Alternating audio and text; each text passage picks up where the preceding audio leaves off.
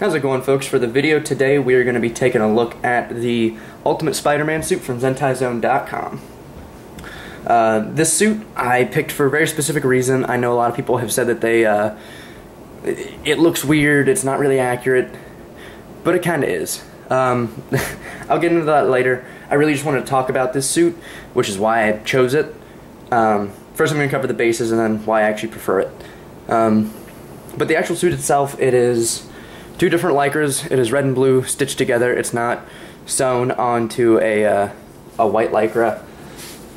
It is, I want to say, 4-stretch, and it has these embossed webs on it. Now, the first thing you're going to notice about these webs is they are narrow and they are highly arched as they go across up here, and they are not just even, and they have gigantic archways.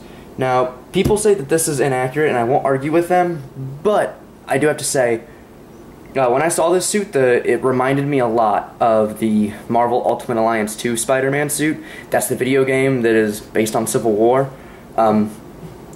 Spider-Man had a pretty specific suit in that game. It was red and blue, but it kind of had this same narrow webs, sharp archways. It has these embossed, raised gray webs, grayish black. Try to get show up there. I mean, it's really hard to tell there. You can see the sheen off of it. It's a little shinier in person, and it's a little more gray in person. My camera's making the suit look real cartoony. The hands, the one weird thing is it does have these straight web lines, but the good thing to that is I got a red and blue movie suit made the same way as this, based off the Sam Raimi suit, and the web lines were kind of messed up, and all this just keeps them straight. So yeah, it looks a little spaced, but it makes sure the web lines are even, and you don't have like 4 on this finger and then like 6 on this side. It's all very even. All the fingers match up with the webs, and the stitching is very, very good. ZentaiZone is very good at their stitching. I've not had a suit. I've had many suits, and I haven't had any of theirs come out at the original stitch. I don't think I've even had a tear. Let's look at the back. My one favorite thing about this suit, or one of the things I really like about it, is the back spider. And it is it's printed on there. You can see how glossy it is, and it sticks out, and it is my favorite shape. The only problem is mine has a blemish right there.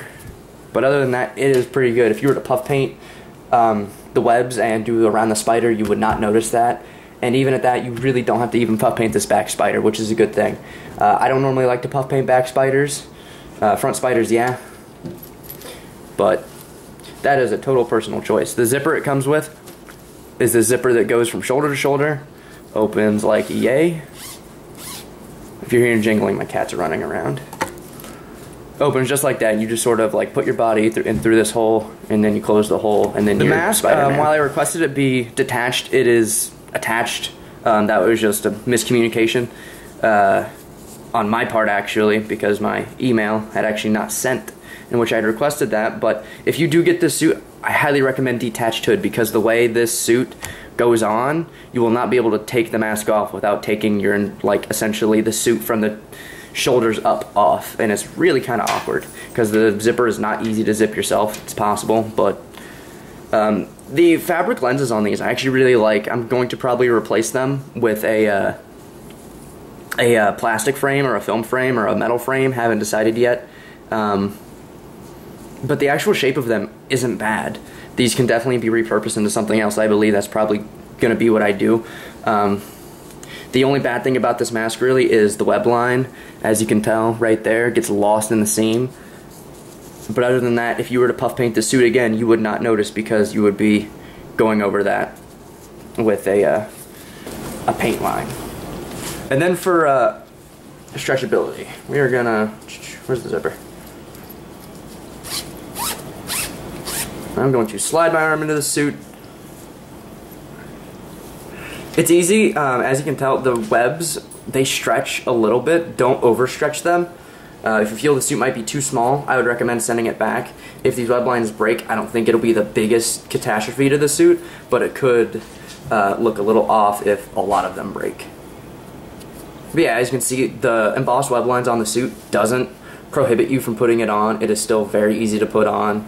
The web lines don't constrict my fingers. They don't connect, which if I were to puff paint, that's the one problem. If you puff paint a suit, I've done it to where the circles around the line or around the fingers are just too tight, and it's hard for me to get my fingers into the glove. So if you're worried about that problem for this, you know, what was the word? Raised webbing that's printed onto the suit, don't be. And it looks very good. Take another look at the mask here, in which another thing that the previous suit that was made similarly to this, it was based off the Sam Raimi suit. The web lines up here would go straight up as if a tic-tac-toe board. These actually follow through, go through the side of the head, and actually connect to the neck. And that's very nice. Overall, and again I apologize since in this video I'm not wearing the suit, I'm going to be doing modifications of this suit, probably the spider, maybe some puff paint. I have not decided yet, but I just wanted to get this review out there.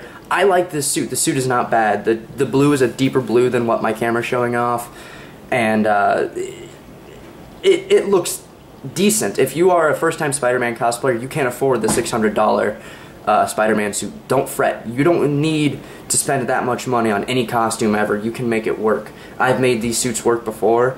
They're not what I use constantly, but I'm glad to have one like this. Again, this suit reminds me very much of the Ultimate Alliance 2. If you're a fan of that game, or if you can pass it off that this is that suit, you're gonna appreciate it. And some people like the way this looks. It looks different, and it doesn't look like garbage suit, guys. If you guys have any questions about this suit, drop them down below. You guys can purchase this suit on ZentaiZone.com. I'm going to have a link for this exact suit and the website down below if you're curious to check out the other stuff they have. Closing thoughts on this suit, I give it a solid B. It is definitely an unintentional Ultimate Alliance 2 Spider-Man suit. It's a design that I'm glad at least has a version on the market, even if not intentional. Is still cool.